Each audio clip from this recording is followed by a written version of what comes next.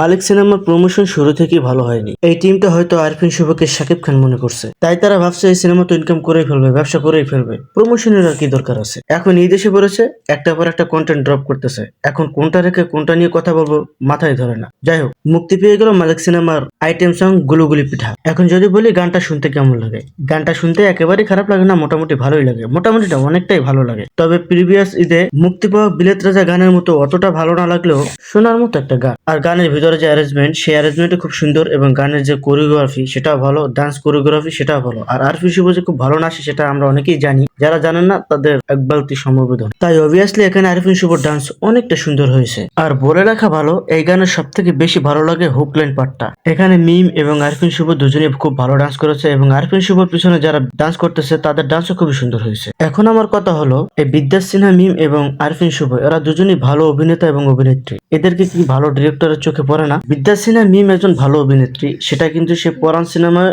অভিনয় করে ভালো করে বুঝিয়ে দিয়েছে, এবং আরো অনেক সিনেমা আছে যেগুলো অভিনয় করে সে ভালো করে বুঝিয়ে দিয়েছে যে তার ভিতরে একজন অভিনেত্রী পোটেনশিয়াল আছে। আর আরফিন শুভ যে ভালো অভিনেতা সেটা তো অনেকবারই প্রমাণ করছে, এটা না বললেও চলে। আপনি যদি এই গানটার ভিডিও ভালো করে লক্ষ্য করে দেখেন তাহলে বুঝতে পারবেন এরা দুজনে যখন একসাথে ডান্স পারফরমেন্স করে তখন দুজনকেই এনার্জেটিক লাগে। আমি চাই বিদ্যাস সিনহা মিম এবং আরফিন শুভ এরা দুজনে বাংলাদেশের যে টপ ডিরেক্টর আছে তাদের হাতে পড়ুক, এবং তারা খুব সুন্দর ভালো ভালো কাজ আমাদের উপহার দিক। যাই হোক, এই ছিল আজকের ভিডিওটি যদি ভালো লাগে তাহলে চ্যানেলটা সাবস্ক্রাইব করেন, লাইক করেন, আর আমার সাথেই থাকেন। যদি সাবস্ক্রাইব করেন তাহলে ভিডিও করার অনুপ্রেরণা জাগে। সাবস্ক্রাইব করেন, টাকা পয়সা তো দরকার নেই, তাই না? সাবস্ক্রাইব।